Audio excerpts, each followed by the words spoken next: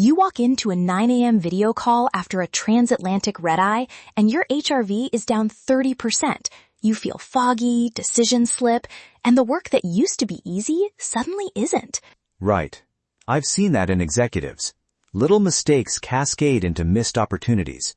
Welcome to Nomad Life Success, episode 128. I'm Arya Reyes, and today we're walking through a 24-hour Mito Boost flight protocol, 3 practical steps, the exact metrics to track, and the compact kit that makes it repeatable. Nice. Give me the short version. What does success look like after a single implementation? Applied correctly, you should expect HRV to rebound by 10 to 20% within 24 hours, reduced post-meal glucose volatility, and a stronger slow-wave sleep percentage on night 1. Those are the measurable wins we aim for. That's believable and trackable, which is key. Without numbers, it's guessing. Let's start with what's breaking down biologically. When mitochondria slow, it feels like someone pulled the dimmer on attention. You miss nuance, you're working memory fragments, and meetings go sideways. The biology behind that is a shift in NAD plus NADH balance, sympathetic spikes from mild hypoxia and immobility, and downstream glucose volatility. And each shows up on different metrics. RMSSD on HRV for vagal tone, SpO2 for transient hypoxia, SWS percentage for overnight recovery, and glucose variability if you're using CGM. Right. Track those and interventions stop being guesswork. Now, the protocol itself is 3 steps: pre-flight conditioning, an in-flight micro-protocol, and a focused post-flight restoration. We'll move through each with specific timings and what to automate. Before you go deep, quick real-world note. Label your supplements and carry ingredient lists. Some boarders scrutinize high-dose compounds. Absolutely. Documentation is infrastructure. Step 1, pre-flight conditioning. 2 landlord moves. A protein-forward last meal about 3 hours before departure, roughly 30 grams of protein, moderate fat, low GI carbs, and a conservative NAD plus precursor dose, timed earlier in the day if you use one. Test supplements on non-travel days first. Good. Add a mobility block, 20 to 40 minutes in the morning, and a short high-intensity primer, 2 minutes total with 10 to 20 second near-max efforts. It stokes glycolytic flux without draining you. Log 3 baseline mornings of HRV and resting heart rate before travel. If you don't have a baseline, you can't tell signal from noise. Automate the capture with your wearable and sync before you pack. Structure first, freedom second. Automate it. Wearable plus nightly sync, and you won't be chasing anecdotes after a flight. Step 2. In-flight micro-protocol. Move every 45 minutes. Seated isometrics, calf pumps, and 2 or 3 30-second standing breaks if the cabin allows. Pair movement with deep nasal breathing sets every 90 minutes to nudge SpO2 and cut sympathetic tone. Hydrate with electrolytes and avoid caffeine in the last 6 hours before arrival to prevent a post-flight glycemic crash. Portable pulse oximeters are cheap and tiny. Check SpO2 mid-flight and at landing. If you're dipping below 92%, that alters your plan. Prioritize gentle recovery and delay hard exertion. Exactly. In-flight choices gate the next 12 hours. Now, post-flight restoration is compressed and high value. The first 60 minutes on the ground are prime. Start with a cold conditioning dose, 2 to 3 minutes of cold shower or a cold pack at the neck.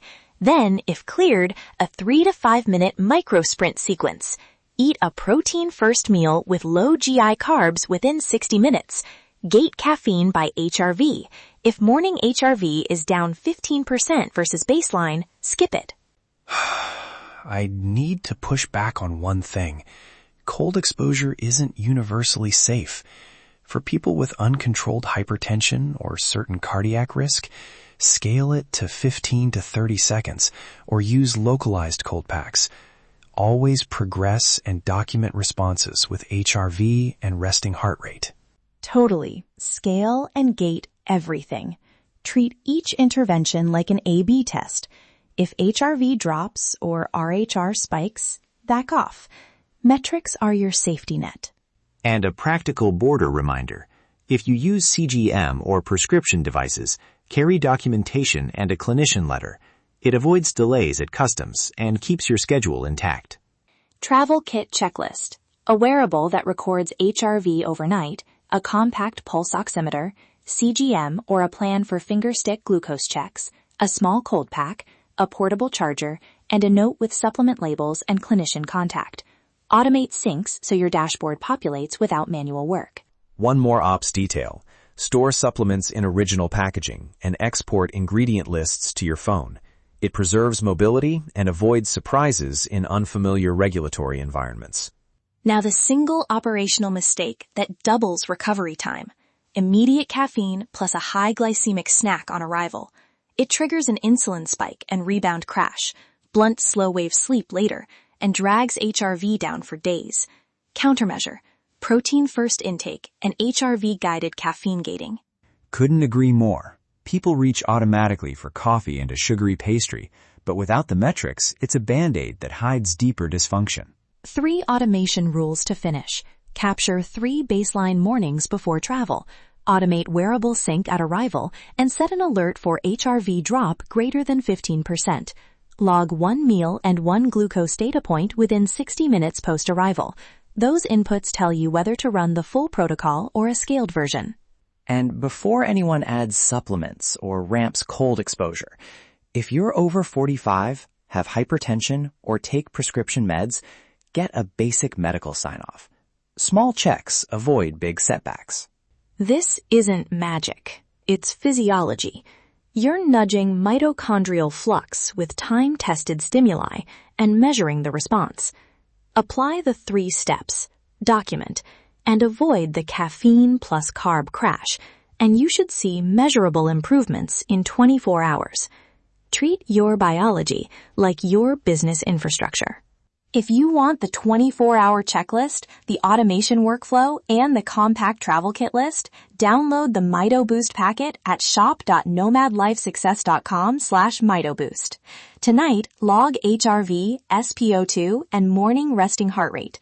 Those 3 numbers are the signal you'll use to iterate. Small practical finish. Keep supplement labels and a clinician note for devices. That operational detail preserves your freedom to move while staying compliant. That is your high-performance blueprint for today. Remember, treat your biology like your business infrastructure.